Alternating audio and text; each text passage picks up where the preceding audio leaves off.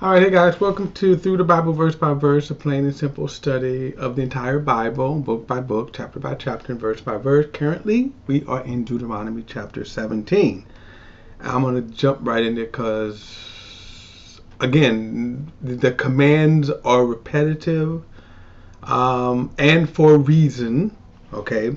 And, one of the reasons is actually what Moses is doing is repeating so that we won't forget, so that the children of Israel will not forget. So he's kind of repeating the same commands, but for different emphasis of two. All right, let's get into it. Chapter 17, verse 1 says, You must not sacrifice to the Lord your God an ox or sheep with a defect or any serious flaw, for that is detestable to the Lord your God. Now, if you don't think people would do that, they most certainly would. Logically, you would probably say, well, why not? I mean, why not in that let's sacrifice the bad, right? The flawed, the defects, the flocks that have the defect to the Lord. Well, God said, one, I don't want your defect. I want your best offerings. But keep this in mind, God will bless you. So the bottom line is you won't have as many defects as well. All right. Verse 2, if a man or woman among you in one of your towns that the Lord your God will give you is discovered doing evil in the sight of the Lord your God, violating his covenant, and has gone to worship other gods by bowing down to the sun, moon, and all the stars and all, in the sky, which I have forbidden, and if you are told and hear about it, you must investigate it thoroughly. If reports turn out to be true that this detestable thing has happened in Israel, you must bring out to the gates the man or woman who has done the evil thing and stone him to death. The one condemned to die is to be executed on the testimony of 2 or 3 witnesses. No one is to be executed on the testimony of a single witness. The witness' hands are to be the first in putting him to death, and after that, the hands of all the people. You must purge evil from your eyes. Now, sometimes you could question, are 2 witnesses good enough? Well, remember, he also said to investigate it thoroughly. Because yes, 2 witnesses. In fact, we're going to read about a case where this would happen through the wicked Queen Jezebel. She would get a whole bunch of witnesses together. They would testify against this guy, kill him, and then she would take his vineyard. All right. Verse 8, if a case is too difficult for you concerning bloodshed, lawsuits, or assaults, cases disputed at your gates, you must go to the place the Lord your God chooses.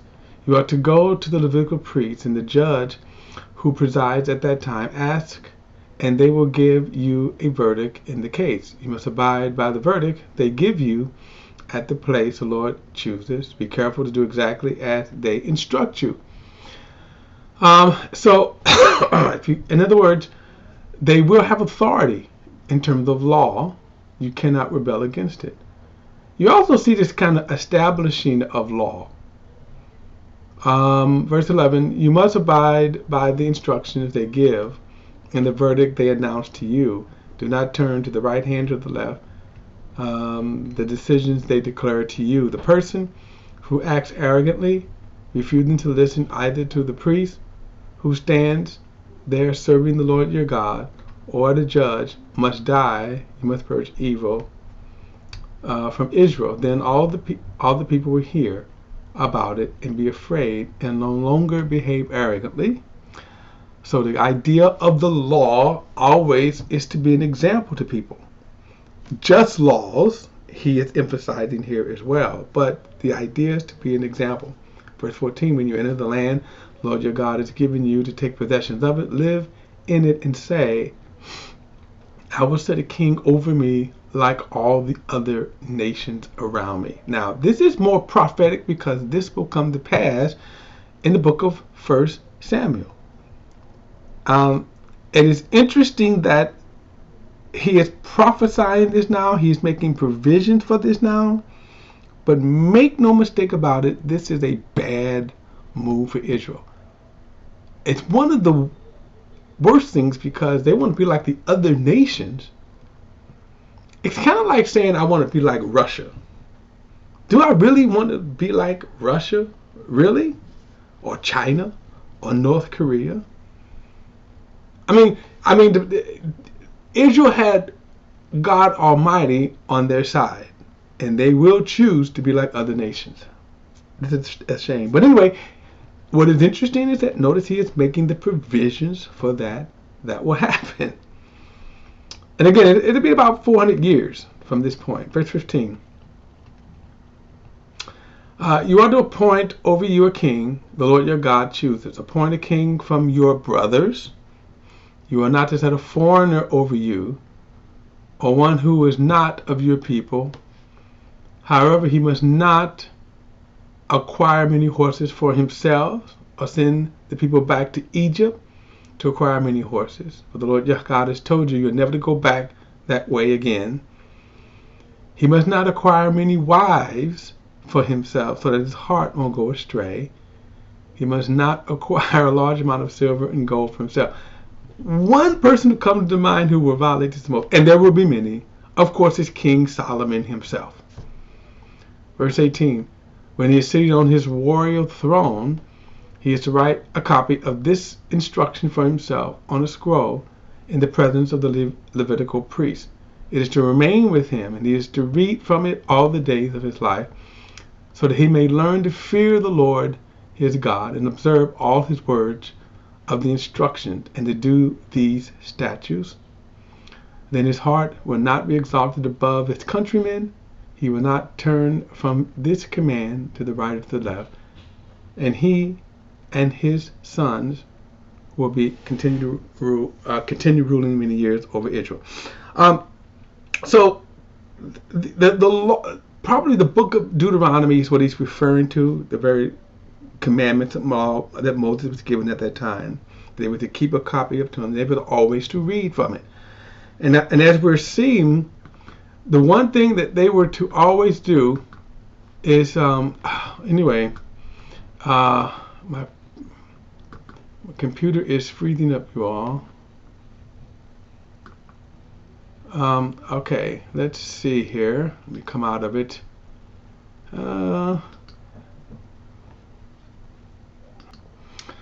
Alright, let's bring it back up.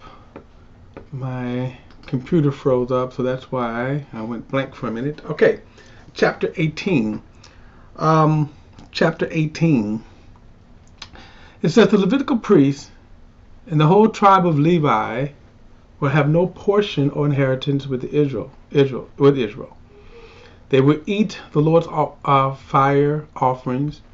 That is their inheritance. Although Levites have no inheritance among his brothers, the Lord is his inheritance, as he's promised. This is the priest's share from the people who offer a sacrifice, whether it is an ox, a sheep, or a goat. The priest ought to be given the shoulder, jaw, stomach. You ought to give him the first fruits of your grain, new wine, and oil, the first shear wool of your flock. For Yahweh your God has chosen him and his sons from all of your tribes to stand and minister in his name from now on. Now this is God's decree, in that the Israelites, the Levites, were to always be the priest. No other person in any other tribe could be the priest. A lesson we will see David will learn. Verse 7. He may serve in the name of Yahweh, his God, like all his fellow Levites who minister there in the presence of the Lord. They will eat equal portions besides what he has received from the sale of the family estate. Now, the point here is that because God has chosen the Levites as the priests, they were to live off of the offerings and the free will offerings of the people. Okay. Um, in other words, that would be their inheritance. They did not get a land divided for them, which we will see in the book of Joshua. They will live in all parts of Israel. There was land set aside for the Israelite, for the priests, in which to live. Verse 9: When you enter the land of the Lord your God is given you, do not imitate the detestable customs of those nations. Now keep this in mind. This is why you see the severe judgment. Do not imitate them. Verse 10: No one among you is to take his son or daughter to pass through the fire, practice divinations, tell fortunes, interpret omens, practice sorcery, cast out spells, consult mediums of familiar spirits, or inquire of the dead. Everyone who, verse 12, everyone who does these things is detestable to the Lord, and the Lord your God is driving out the nations before you because of these detestable things. You must be blameless before the Lord your God. Though these nations you are about to drive out, verse 14 again, though these nations you are about to drive out listen to fortune tellers and diviners, the Lord your God has not permitted you to do this. Now we see this today, whether we're going to see an example of this again coming up, where the first king will consult a medium. But notice some of the thing that he's saying that is detestable. One of the most worst things is that they would offer their sons to a god Moloch. It was actually a fire. They would offer him like it was it was a statue of a god, and they would put the arms, they would heat them up to glowing hot, and they would put the babies on them. And then someone thought that this was a great way to worship the deity God. Okay, verse 15. The Lord your God will raise up for you a prophet like me from among your own brothers. You must listen to him. This is very interesting here. Notice verse 16 again. He says, the Lord your God will raise up for you a prophet like me from among your own brethren. You must listen to him. He's just not talking about just any prophet, which there would be many prophets. So you get also, Jeremiah, Daniel, Ezekiel, Elijah. He's talking specifically about Jesus. And this is kind of interesting for the Jews, and why the Jews more specifically is judged. Because the question that the Jew have, especially that generation, is how did Jesus not fulfill this prophet? Notice he said, you must listen to him, right? And there's a severe penalty for not listening to him. And the Jews have been paying that price for the last 2,000 years. Jesus fulfilled all of the messianic prophecies for them to say, this is the Messiah. This is the Messiah. Verse 16, this is what you requested from the Lord your God at Hebrew on the day of the assembly, when you said, let us not continue to hear the voice of the Lord your God and to see his great fire any longer, so that we may not die. Then the Lord said to me, they have spoken well. Then he said, verse 18 again, I will raise up for them a prophet like you from among their brethren. I will put my words in his mouth, and he will tell them everything I command him. So this is a prophecy specifically about Jesus, specifically about the Messiah that is to come. Verse 19, I will hold accountable whoever does not listen to my words that he speaks in my name. But the prophet who dares... Now, let me just say this, because I'm going to go over the last few verses in a moment. What's important, I think, to understand, when Jesus came,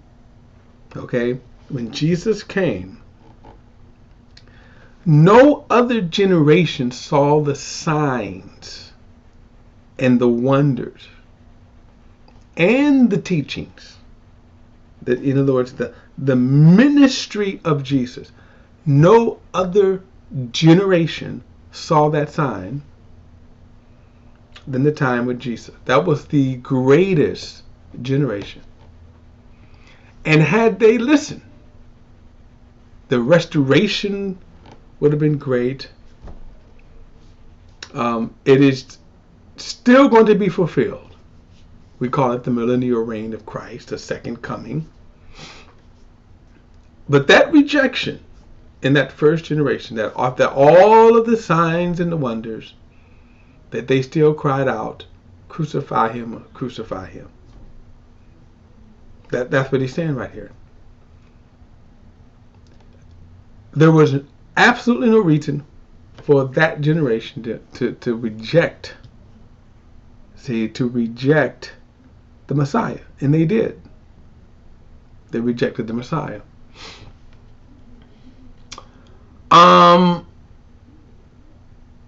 Verse 20, but the prophet that dares to speak a message in my name that I've not commanded him to speak, or who speaks in the name of other gods, that prophet must die.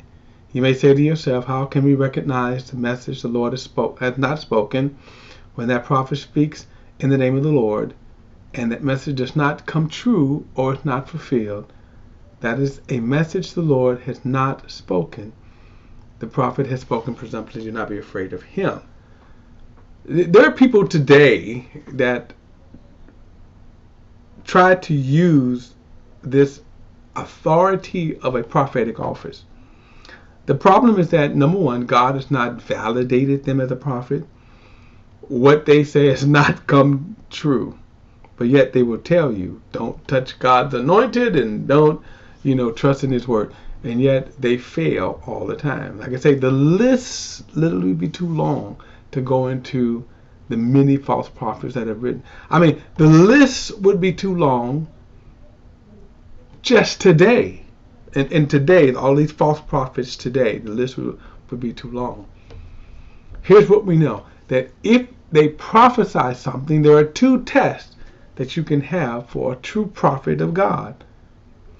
That what he says must come to pass exactly as he prophesied every single time.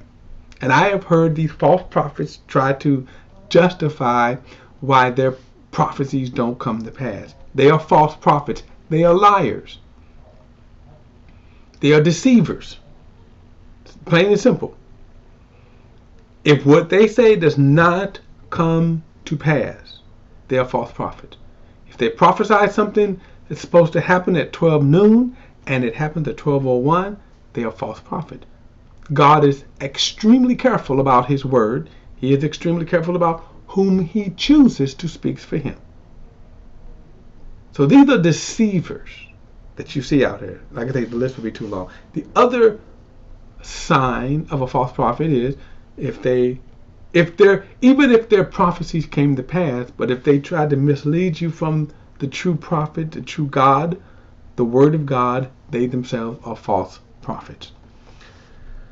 All right, guys, chapter 19 in the next study. Let me come out of this. Chapter 19 in the next study as we go on. Moses' last day. Okay, see you in the next study.